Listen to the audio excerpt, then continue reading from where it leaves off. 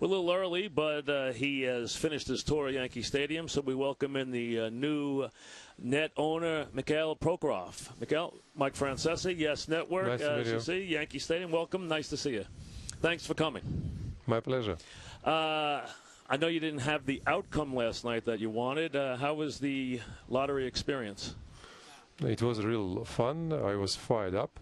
And what is more important, I was glad to see Larry Bird. And when I was a teenager, I used to love watching him back to Russia, and it was my first experience with the NBA game. Was he your favorite player, Larry Bird? Yes, he was my favorite player, along with Michael Jordan. With Michael Jordan. Have you met Michael Jordan yet? Not yet. Not yet. Were you a very good basketball player on your own? I was not bad, but not so great as a free agents coming in between this season. Growing up in Russia as a youngster, is there a basketball team? Did you root for the Olympic basketball team? Did you root for a certain basketball team? What team do you root for as you're growing up in Russia? In the Soviet Union, yeah. And now in Russia, unfortunately, basketball is not very popular compared with soccer and ice hockey. But I used to play in the school and in the university for the amateur basketball league.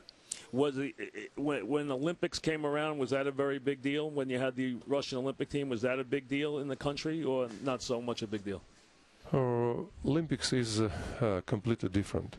It was a part of the Soviet ideology to win on the Olympics. That's why we were really enthusiastic and we were thrilled to win any Olympic. It was a really very fascinating during the time. You've obviously had a tremendous amount of financial success. What has interested you to get involved buying an American sports team? What's the reason you want to get involved in American sports?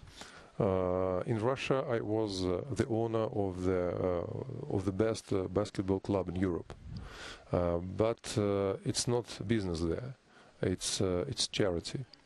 And I sold a company. It's a great metallurgical company 2 years ago, and it was a property of this basketball club, was the property of this company.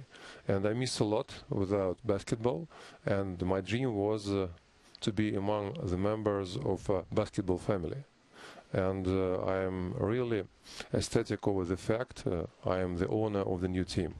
By the way, I have a question to you. Yes. Where is the Mad Dog? Where is the Mad Dog? Yeah. The Mad Dog is working on a different network now. Whoever put you up to that question, we'll get to him later. But honestly, we worked together for 20 years, Mike and the Mad Dog, and we went our separate ways. He now works on satellite radio. Mm-hmm. So we have gone our ways. He's gone into obscurity, and I'm still here. So, no, honestly, he's doing very well. And we were together for many years, and we were a very successful team, and now we're not together anymore. So we have gone our separate ways. I have the same story. Yeah, you do. I have a great partnership with my partner for more than 60 years, and we split our business several years ago. But it's much less interesting to fight for nickel company. Than Do you see him anymore? Are you still friendly? From time to time. Yeah, that same thing. Time to time. I've seen him a couple. I went to his 50th birthday party. That's the last time I saw him. So I have seen him. But yeah, Mike and the Mad Dog was very well known for a long time, for 20 years. That's good. That was pretty good. I like that. Now, I have a couple for you. Why the Nets? When you did your research, were there other teams? Were there any other teams you were interested in first? Or why the Nets, and what attracted you to the Nets? I live in Moscow. It's a big, great city. And I want to have a team in the greater metropolitan New York. First, I made my first attempt to buy Knicks. It was more the Knicks? Yeah.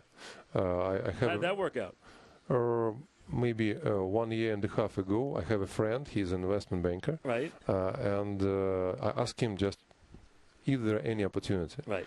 But we face the problem that it's a business, it's network, and Madison Square Garden Arena, and Knicks and ice hockey team is a content for this business, Right. and you can't split it. No, and he doesn't want to sell. Yeah, Right. Yeah. that's for sure. And he happens to have a good amount of money, so he's a pretty successful owner.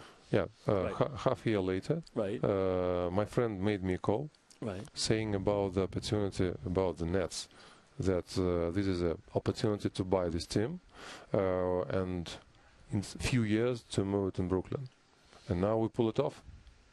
So you went after the Knicks. They weren't for sale. Yeah. And then you went after the Nets. So Yeah. the idea was you wanted to have a team around New York. Yeah, sure. You weren't interested in the rest of the country at all. It was New York you were after. Yeah.